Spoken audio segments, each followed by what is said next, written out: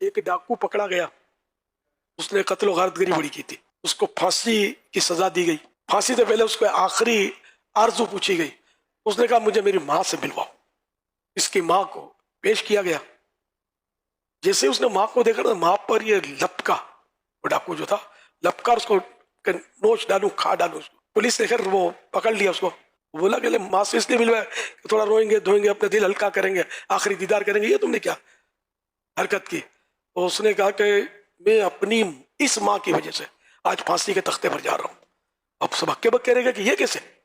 بولا میں جب اسکول میں تھا تو میں پینسل، کبھی پین، کبھی شارپنر، کبھی ربر، اس طرح کی چیزیں میں وہ چرا کے لے آتا تھا گھر، تو میری ماں نے کبھی مجھے سمجھایا نہیں، کبھی بھی مجھے یہ نہیں کہا کہ یہ تم غلط کر رہے ہو، ایسا مت کرو۔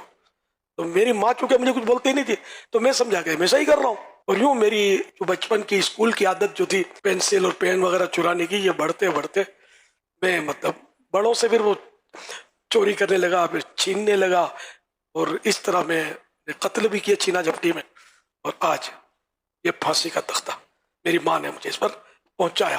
اب دیکھ لیں اس میں سیکھنے کا کتنا بڑا انہیں عبرتناک یہ واقعہ ہے۔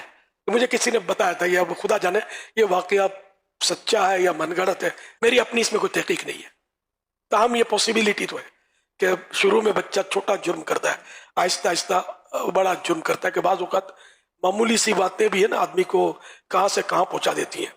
ایک سچا واقعہ بطور سچا کسی نے مجھے سنایا تھا اپنے علاقے کا، بولا کہ ایک بیچارہ ایسے ہی سیدھا سادہ نوجوان تھا، وہ جب بھی نکلے اس کو چھیڑتا تھا، تنگ کرتا تھا اس کو۔ اب یہ بیچارہ پہنچ نہیں سکتا تھا، یہ مظلوم مطلب وہ چپ رہتا تھا، آخر وہ برداشت کی حد ہو گئی اس نے، اتنا وہ تنگ کرتا تھا، روز دیکھو ذلیل کرتا تھا۔ ایک بار کیا کیا اس نے کہیں سے پسٹن حاصل کی، اور جیسے اس نے اس کو چھیڑا ہوئے کر کے نہیں پھپتیاں کستے، اس نے نکالی، کھوپڑی کا نشانہ باندھا اور اس کو پورا کر دیا۔ اب قتل کر دیا اس نے، تو بہت سیدھا آدمی تھا، اب کیا کرا، یہ بھاگ گیا ادھر ادھر چھپ گیا، یہاں تک کہ پولیس کے ہاتھ میں نہیں آیا یہ۔ اب اس کا دل بھی کھل گیا، اب اس نے وہ جو بھی ایک وارداتیں شروع کی، یہاں تک کہ اس نے ڈاکوؤں کی ٹیم بنا لی۔ یہ اس طرح کا جو اپنی یادداشت کے مطابق، ہو سکتا ہے کچھ کمی بیشی ہوئی ہوگی اس میں، تو یہ واقعہ اس طرح بھی بعض لوگ ڈاکو بن جاتے ہیں، لٹیرے بن جاتے ہیں، مرڈرر بن جاتے ہیں، قاتل بن جاتے ہیں۔ تو اس لیے کسی کو ستانا یہ بھی کتنا خطرناک ہوتا ہے، جان کا بھی خطرہ، کہ کب اس کی گھوم جائے کچھ نہیں کہہ سکتے، جس کو ہم ستا رہے ہیں، اور کیا کا کیا مطلب ہو جائے۔ تو اسلام نے ہمیں جو زرین اصول دیے، سنہرے اصول دیے، یہ بہت اچھے ہیں۔ اسلام نے ستانے سے منع کیا نا منع، تو وہ کتنے نقصانات ہیں اس کے۔ چوری کرنے سے اسلام نے منع کیا نا، کتنے نقصانات ہیں اس کے۔ کہ چور نے وہ پینسل کی چوری نے اس کو پھانسی کے پھندے تک لا کھڑا کیا۔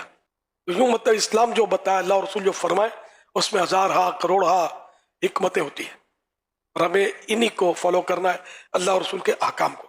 تو انشاءاللہ ہماری دنیا بھی کامیاب